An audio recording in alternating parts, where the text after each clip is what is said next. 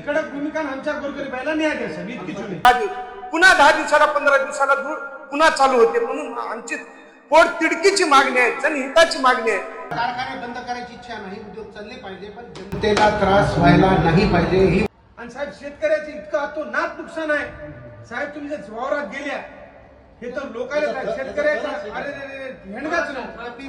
जनहितासाठी त्याने त्रास झाला, कोणीतरी आवाज उठला.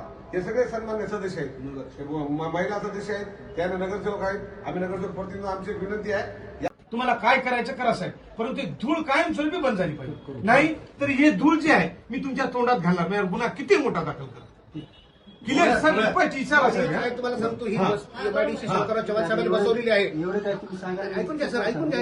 नाही तुम्ही सगळं वाढतो बघा मी फिरा साहेब. एक दिवस बोलता बोलता सर फक्त ऐकून घ्या, भावना ऐकून घ्या. रागात आहेत लोक, भावना ऐकून घ्या. ऐकून घ्या. एक दिवस फक्त त्यानं काय करावं, आमच्या इकडे येऊन राहावं. फोन मी त्याला फोनवर बोलतो त्या, कारण एखादा बसल की नाही, त्याला एसी त्याला मॅनेजर तिथं आहे, त्याला त्रास कधी कळत त्याला तिथं ग्राउंड लेवलला पाहिजे साहेब.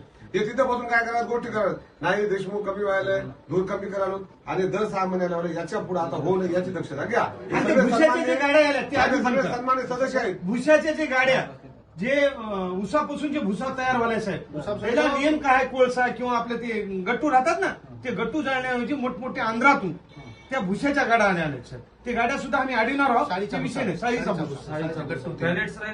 साहेब तुम्ही कडक भूमिका आमच्या गोरगरिबाला न्याय द्या साहेब. इतकीच विनंती. आम्हाला कारखाने बंद करायची इच्छा नाही, उद्योग चालले पाहिजे, पण जनतेला त्रास व्हायला नाही पाहिजे. ही वस्ती शंकरराव चव्हाण साहेबांनी बसवली आणि एमआयडीसीच्या बाजूला वस्ती असावून ती शिडको बसवली. गोरगरीब लोक आहेत साहेब. हे जे महिला आहेत ना, हे महिला एक पदाधिकारी घर सोडून चालले. फक्त खाणारे आहेत, हे गल्लीतले आहेत साहेब, आजूबाजूचे. त्याला काही संबंध नाही, कोणत्या काय पक्षाचा विषय नाही, काय का हे जनहितासाठी त्याने काय त्रास झाला, कोणीतरी आवाज उठला. हे सगळे सन्मान्य सदस्य आहेत, महिला सदस्य आहेत, त्याने नगरसेवक आहेत, आम्ही नगरसेवक प्रतिनिधी. आमची एक विनंती आहे, याच्या पुढे हे 6 महिन्यानं व्हायला बरं, हे कायम झोपी बंद करा.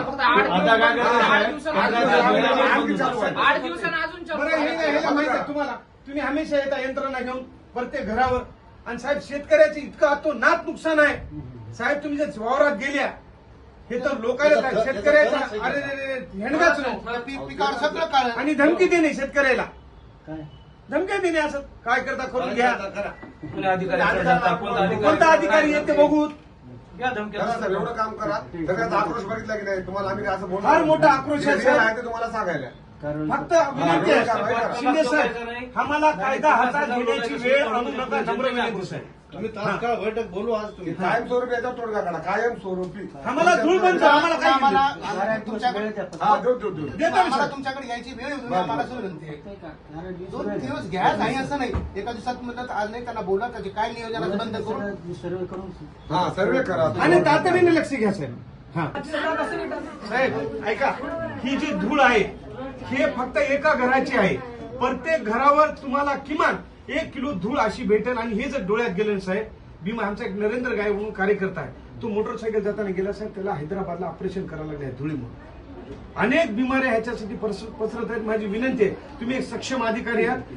आज भारतीय जनता पार्टीचे आम्ही 5 नगरसेवक, मी स्वतः वैजनाथ देशमुख, सुवर्णाताई बसोदे, रंजनाताई लांडगे, संजय घोगरे, मंगलाताई देशमुख, हे 5 नगरसेवक आज ह्या औद्योगिक महामंडळ ह्या ठिकाणी निवेदन देण्याकरिता एक सामाजिक हिताची गोष्ट घेऊन या ठिकाणी आले. बांधवांनो, गेले अनेक वर्षापासून सिडको भागामध्ये अतिशय गोरगरीब कष्टकरी वर्ग राहतो.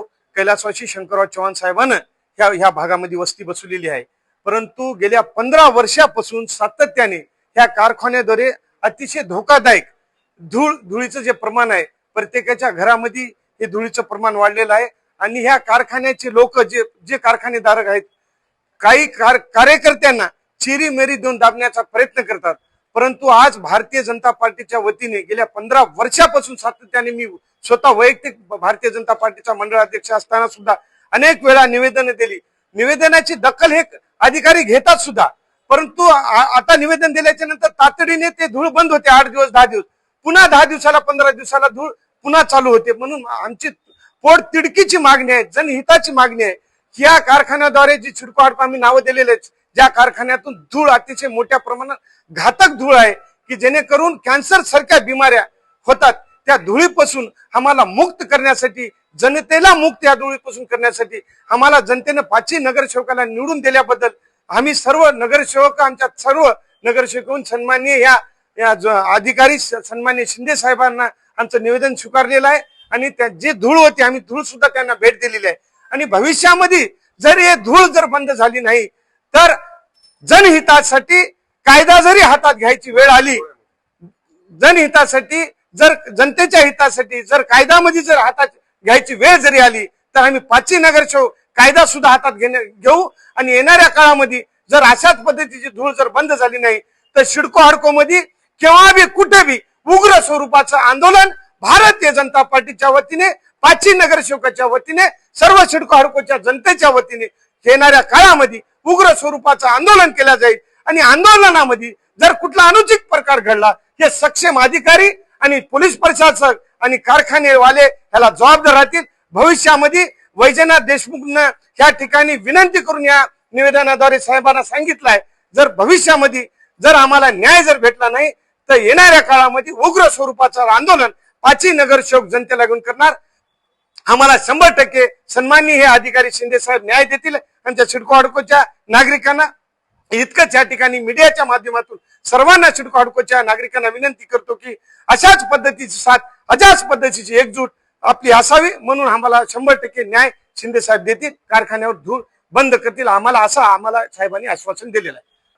आम्ही भारतीय जनता पार्टीचे प्रभाग क्रमांक 20 चे 5 नगरसेवक आज इथं प्रदूषण विभागामध्ये आलेलो आहोत आणि आमची अशी मागणी होती की आमच्या ज्या प्रभागात आहे म्हणजे सिडको हडकोच्या पूर्ण प्रभाग एरियामध्ये जी कारखान्यातून धूळ येत आहे, धूळ म्हणण्यापेक्षा राख येत आहे, काळ्या कलरची पूर्णपणे जाड अशी राख आहे, कारण धूळ खूप बारीक असते आणि ही राख म्हणजे पूर्णपणे आमच्या नाकात जात आहे, आमचं घर पूर्ण प्रदूषित करत आहे, आमच्या लेकरा बाळांना त्याचा त्रास होतोय, रस्त्यावरती त्रास होतोय, प्रवास करताना त्रास होतोय पूर्ण प्रभागामध्ये आणि आमचे भांडे असतील, कपडे असतील किंवा आता उन्हाळी कुरड्या पापड असे महिलांचे खूप सारे समस्या आहेत। सगळ्या महिला माझ्या सोबत आलेल्या आहेत कारण त्यांच्या सगळ्यांना साफसफाई करावी लागते आणि हा एका दिवसाचा प्रश्न नाहीये, हा रोजचा प्रश्न। आम्ही सकाळी झोपेतून उठतो, दरवाजा काढतो आणि पूर्णपणे जसं बर्फ पडतं हिमालयात तसं आमच्या पुढं घरापुढं राख पडलेली असते आणि ते सावरणं आम्हाला घरचे खूप कामं असतात आणि हे एक मोठं आमच्या पुढं जे आहे ते येऊन पडलेला मोठा प्रॉब्लेम आहे, तो आम्हाला उठलं का पहिले तर सगळं करावं लागतं। तर हा खरंच हा महिलांच्या मनातला हा खूप मोठा प्रॉब्लेम आहे। ही अडचणी ज्या आहेत ह्या माध्यमातून सॉल्व्ह व्हाव्या ही अशी आम्ही मागणी घेऊन आम्ही इथं आलेलो आहोत आणि आमची अपेक्षा आहे की ही नक्की सॉल्व्ह होतील।